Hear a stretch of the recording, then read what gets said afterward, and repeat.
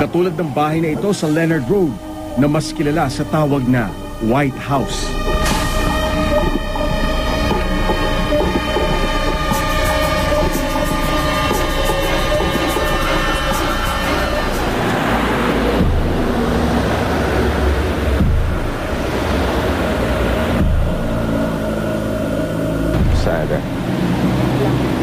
So ang tawag dito ay White House.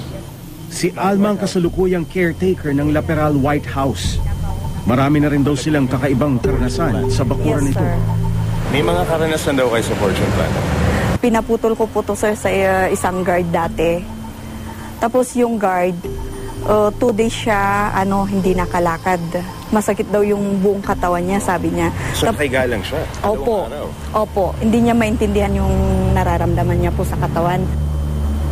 Paborito raw kasing halaman ito ng asawa ni Don Roberto, si Doña Victorina. Sila ang orihinal na may-ari ng White House. Nang maputol daw ang Fortune Plant, nagsimula na umano ang mga hindi maipaliwanag na pangyayari sa mga gwardya. Tapos yung kinagabihan po, yung kapalit niya po panggabi. Lasing po yun. Natulog siya sa basement. Saan yung basement banda? Doon sa kabila po. Sa loob. Opo. Pwede natin puntahan mula dito? Opo, sir. Turo natin. Sige. Doon tayo sa kabila. Dito ang daan.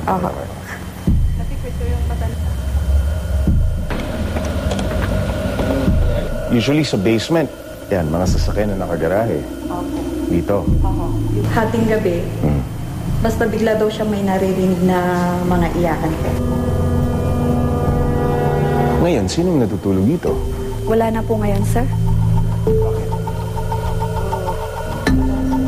Wala.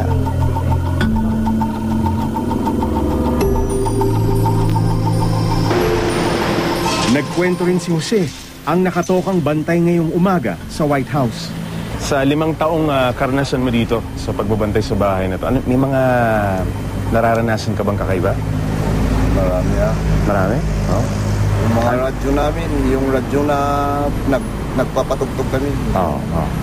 Nagpapatugtog kami. Music, Nililipat yung mga yung Stasyon. Walang tao? Wala, pinapalitan. Kahit i-shut off mo, mag-on. Kailangan lang, bunutin mo yung sakit para mamatay yung tugtog. May mga naririnig ka ba dito sa gabi? Mag-isa ka lang?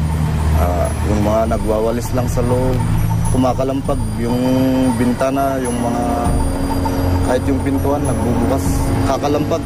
Pag nasa basement ka, maririnig mo. Pero walang tao sa loob? Walang tao sa loob. Ngunit isa sa hindi malilimutan ni Jose ay nung tumawag ang kanyang misis na nasa ibang bansa. Yung babae na sumasabat sa cellphone, nag-aaway na kami. Sabi niya, sino yung babae na sa tabi mo? Sabi ko naman, wala, mag-isa lang ako dito. Pero pinipilit, seryoso siya, akala ko nagbibiro.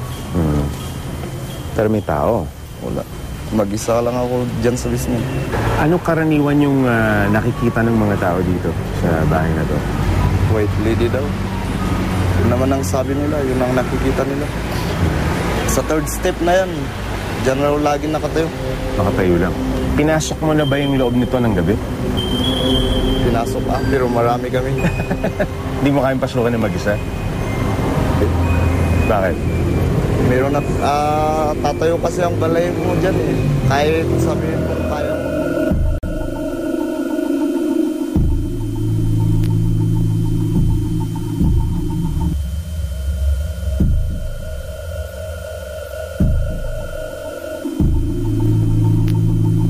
Bago pa man namin lisanin ng White House, may napansin kami sa ilang CCTV camera na aming kinabit.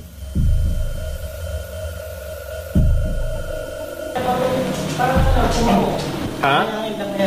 Ay, hindi. Ano pa yan, sir? Hindi mo magsak yung umano lang, sir. Umano lang. Oo, oo. Ako na ang sasalat. Ato mo nga, okay. Ano pa namin para dyan? Kaparamdam na. Ito po.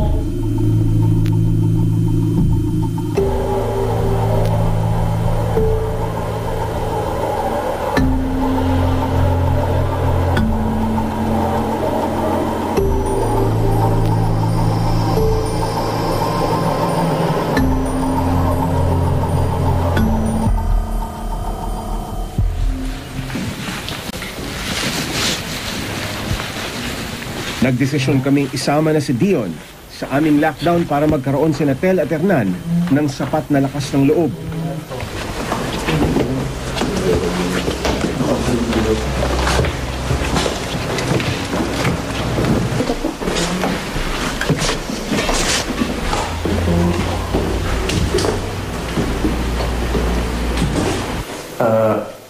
Kung sino man po nandito, may gusto po kayong sabihin kung sakali, sabihin niyo lang po ngayon.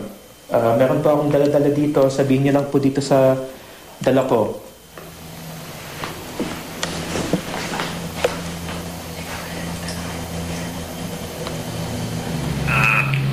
Kung sino man po nandito, may gusto po kayong sabihin kung sakali, sabihin niyo lang po ngayon.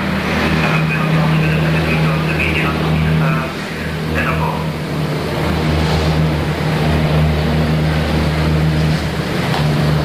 Wala kaming nakuhang anumang tugon mula sa mga sinasabing espiritu. Baka siguro yung medyo maingay yung maingay yung medyo hindi ko Ngunit nang aming lisanin ang kwartong ito, ilang beses nalaglag ang CCTV camera.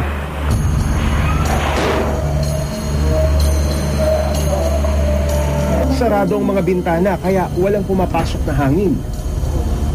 Siniguro ring tadtad ng packaging tapes ang CCTV cam dahil hindi pwedeng pakuan ng mga dingding. Bukod pa sa clamps na ikinabit. Nang muling itong malaglag, wala nang gustong umakyat para ayusin ang kamera. Kaya si Dio na lamang ang umakyat.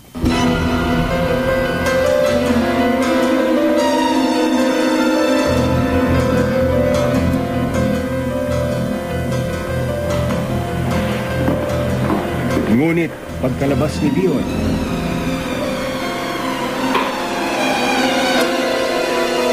ito na ang nakita sa CCTV camera.